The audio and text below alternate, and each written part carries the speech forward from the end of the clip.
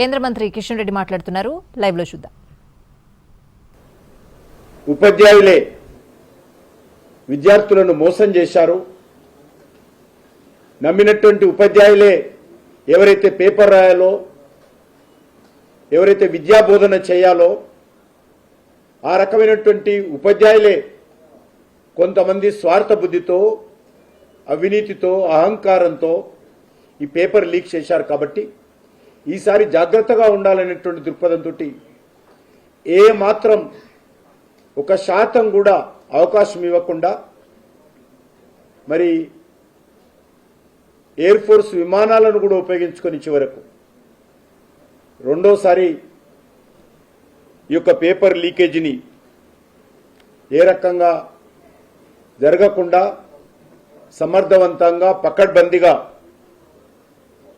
రెండోసారి పరీక్ష రాయడం జరిగింది.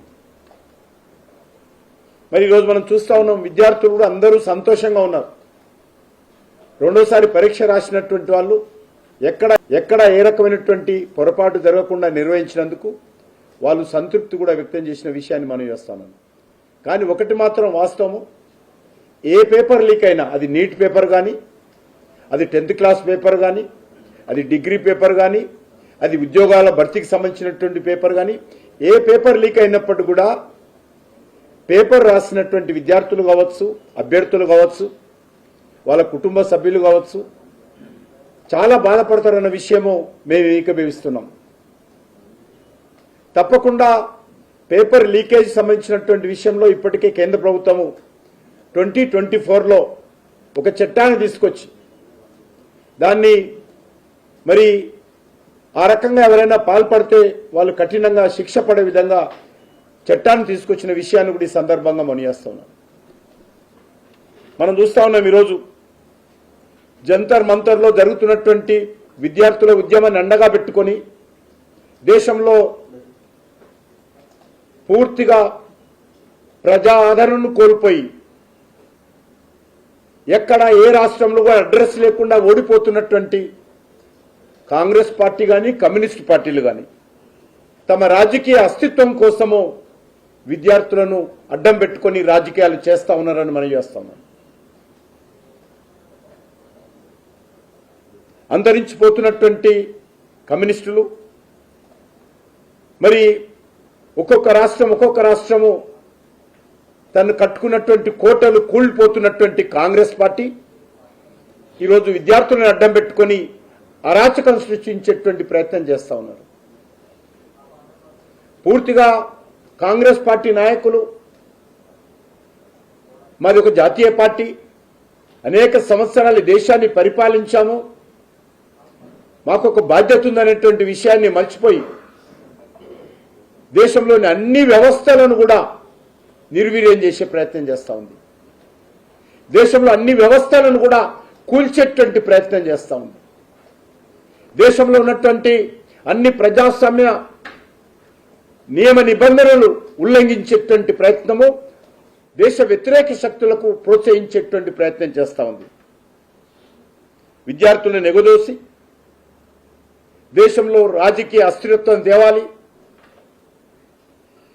ఈరోజు దేశ ప్రజాస్వామ్యబద్ధంగా ఎన్నికైనటువంటి ప్రభుత్వాలు కూల్చాలి, ప్రధాని రాజీనామా చేయాలి అనే విధంగా మాట్లాడుతూ ఉన్నారు. నేను అడుగుతా ఉన్నాను కాంగ్రెస్ పార్టీని, మీకు చేస్తున్నటువంటి డిమాండ్ మీద ఏమాత్రం విశ్వాసం ఉన్నా, మీరు అధికారంలో ఉన్నప్పుడు అది రాష్ట్రాలలో కానీ కేంద్రంలో కానీ ఏ రోజైనా మీ ముఖానికి రాజీనామా చేశారని అడుగుతా ఉన్నాను. మీరు అధికారం ఉన్నప్పుడు రాజీనామా చేయనటువంటి వాళ్ళు ఈరోజు రాజీనామా చేయాలని డిమాండ్ చేసేటువంటి నైతిక హక్కు కాంగ్రెస్ పార్టీకి, రాహుల్ గాంధీకి ఉందా ఈరోజు చెప్పాల్సిన అవసరం ఉంది.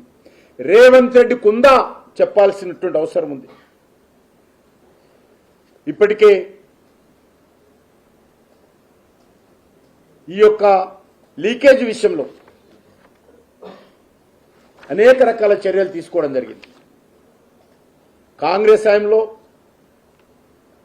రాహుల్ గాంధీ ఒకసారి వెబ్సైట్ ఓపెన్ చేసుకొని చూడాలి.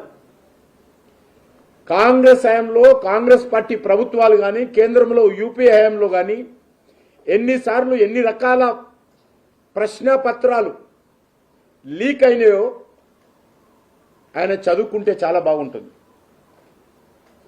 అప్పుడు ఎంతమంది మంత్రులు రాజీనామా చేశారో ఒకసారి ప్రజలకు చెప్పాలి. ఆయన రాజస్థాన్లో కాంగ్రెస్ పార్టీ అధికారం ఉన్నప్పుడు 18 ఎగ్జామ్ పేపర్ లీక్ అయి చివరకు కాంగ్రెస్ పార్టీ నాయకులు ఆందోళన చేయాల్సినటువంటి దయనీయమైనటువంటి పరిస్థితి కాంగ్రెస్ హయాంలో ఉండింది. ఈరోజు అదే కాంగ్రెస్ పార్టీ ఏ ముఖం పెట్టుకొని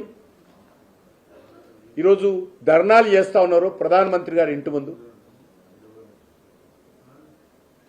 ఈరోజు చెప్పాల్సినటువంటి అవసరం ఉంది.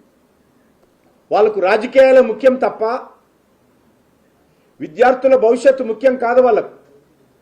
వాళ్ళకు అధికారమే అవసరం తప్ప దేశ సమగ్రత సమైక్య అవసరం లేదు. ఏ వ్యవస్థ అయినా సరే మాకు లాభపడకపోతే, మేము అధికారంలో లేకపోతే, ప్రజల మద్దతు మాకు రాకపోతే ఏ వ్యవస్థ అయినా మేము కూల్చడానికి సిద్ధంగా ఉన్నాము అనే విధంగా ఈ దేశంలో ప్రధాన ప్రతిపక్షం మాట్లాడతాం.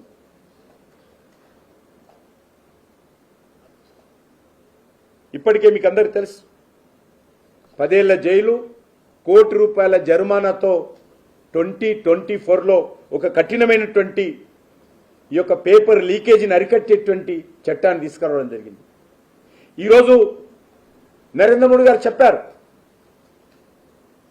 ఎవరైతే పేపర్ లీకేజ్ ఉన్నారో ఫాస్ట్ ట్రాక్ కోర్టులు ఏర్పాటు చేసి ఆ ఫాస్ట్ ట్రాక్ కోర్టుల ద్వారా వాళ్ళందరికీ కఠినంగా శిక్ష పడే విధంగా కేంద్ర ప్రభుత్వం అన్ని రాష్ట్రాలను, కేంద్ర ప్రభుత్వ విద్యా సంస్థతో పాటు కేంద్ర ప్రభుత్వ ఏజెన్సీలతో పాటు అన్ని రాష్ట్రాలకు కూడా మేము ఆదేశాలు జారీ చేస్తామని చెప్పడం జరిగింది. అంతేకాకుండా బాంబే, కలకత్తా, ఢిల్లీ, ఎంపీ ఈ 4 హైకోర్టుల ఆధ్వర్యంలో ఫస్ట్ ఫేజ్లో ఫాస్ట్ ట్రాక్ కోర్టులు ఏర్పాటు చేస్తామని చెప్పి కూడా కేంద్ర ప్రభుత్వం చెప్పడం జరిగింది. పబ్లిక్ ఎగ్జామినేషన్స్ యాక్ట్ 2024 కింద ఇప్పటికే కఠినమైనటువంటి శిక్షలు పడే విధంగా కొన్ని మార్పులు తీసుకురావడం జరిగింది. అవసరమైతే ఈ రకమైనటువంటి చట్టం విషయంలో మరింత కఠినంగా కూడా చట్టాలు తేవడానికి కేంద్ర ప్రభుత్వం ఏ మాత్రం వెనకాడదని సందర్భంగా మనవిస్తున్నాను. కాంగ్రెస్ పార్టీ అది అడగాల, ప్రధానమంత్రి రాజీనామా కాదు, చట్టాన్ని మరింత కఠినంగా తీసుకొద్దాము, చట్టాన్ని మరింత కఠినంగా అమలు చేద్దాము, లొసుగులు లేకుండా చూద్దాము. ఏ పార్టీ ప్రభుత్వం ఉన్నప్పటికీ కూడా, ఏ రాష్ట్రం అయినప్పటికీ కూడా ప్రశ్నపత్రాలు, ఉద్యోగ నియామక పరీక్షల్లో సంబంధించినటువంటి క్వశ్చన్ పేపర్స్ లీకు కాకుండా చూద్దామని చెప్పాల్సినటువంటి బాధ్యత కాంగ్రెస్ పార్టీకి ఉండాలి. కానీ బాధ్యతారహితమైనటువంటి పార్టీ అది. ఏ మాత్రం ఏ విషయంలో కూడా స్వాతంత్రం వచ్చినప్పటి నుంచి ఇప్పటి వరకు అనేకమైనటువంటి ప్రశ్నపత్రాలు లీక్ అయినటువంటి సంఘటనలు ఉన్నాయి. ఈరోజు వెబ్సైట్ వచ్చింది, ఈరోజు ఇంటర్నెట్ వచ్చింది, వాట్సాప్ వచ్చింది, ఫేస్బుక్ వచ్చింది కాబట్టి తొందరగా బయటపడతా ఉన్నాయి. గతంలో కూడా అనేక సార్లు పేపర్ లీక్ అయిన సంఘటనలు కొన్ని వేలు ఉన్నాయి. అయినప్పటికీ కూడా కేంద్ర ప్రభుత్వము ఈ విషయంలో మరి సానుకూలంగా ఉంది. ఇప్పటికే మనవి చేస్తా ఉన్నాను, సిబిఐ దర్యాప్తు ప్రారంభించడం జరిగింది. 17 మందిని ఈ యొక్క నీట్ పేపర్కి సంబంధించినటువంటి లీకేజ్లో అరెస్ట్ చేసి ఈరోజు జైల్లో ఉన్నారు. వాళ్ళను ఫాస్ట్ ట్రాక్ చట్టం కింద చర్యలు తీసుకుంటాము.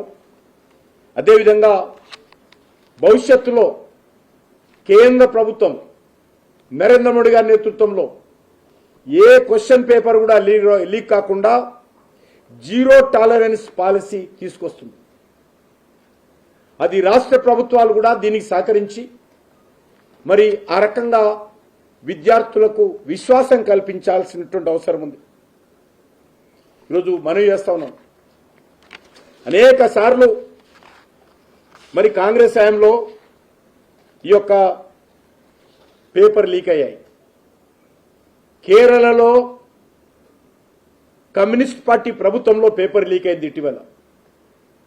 ఏదైతే మమతా బెనర్జీ చాలా శుద్ధపూస్తలు చెప్తా ఉంది ఈరోజు. ఆమె ముఖ్యమంత్రిగా ఉన్నప్పుడు వెస్ట్ బెంగాల్లో అనేక క్వశ్చన్ పేపర్ సంబంధించినటువంటి పేపర్స్ లీక్ అయ్యాయి. మరి ఈరోజు ఏ విషయంలో కూడా వాళ్ళు బాధ్యతలు తీసుకోకుండా వాళ్ళ హయాంలో ఒక మాట, మరి బీజేపీ అధికారం ఉన్నప్పుడు నీటికి సంబంధించినటువంటి పేపర్ మీద మరొక మాట. వీళ్ళు ధర్నాలు చేస్తారని మాకు తెలియదు. పేపర్ లీక్ అయినప్పుడు యుద్ధ ప్రాతిపాదిక మీద కేంద్ర ప్రభుత్వము ఏ రోజు కూడా ఏ ప్రభుత్వం కూడా మరి అంత సమర్థవంతంగా మరి మిలిటరీ సహాయం తీసుకొని మరి వాళ్ళను కూడా ఉపయోగించి క్వశ్చన్ పేపర్ రాసినటువంటి వాళ్ళందరినీ కూడా మళ్ళీ బయటికి ఏ రకమైనటువంటి సెల్ ఫోన్ కానీ ప్రచార సాధనాలు అందుబాటులో లేకుండా వాళ్ళందరినీ పరీక్ష రాసేంత వరకు కూడా మరి కంట్రోల్లో పెట్టి ఏ రకంగా పేపర్ నిర్వహించిందో మనకు తెలుసు. యూపీ హయాంలో 10 సంవత్సరాల పాలనలో దేశవ్యాప్తంగా వందలాది పేపర్ లీకులు జరిగాయి. ఈరోజు చాలా పెద్ద ఎత్తున మరి మహానుభావుడు, దేశంలో అత్యంత తెలివివంతుడు, మేధావి అయినటువంటి Rahul Gandhi power point presentation ఇస్తున్నారు. మించినటువంటి మేధావి దేశంలో ఈ ప్రపంచంలో ఎవరుండరు. దురదృష్టం అది కాంగ్రెస్ పార్టీకి దొరికిండు.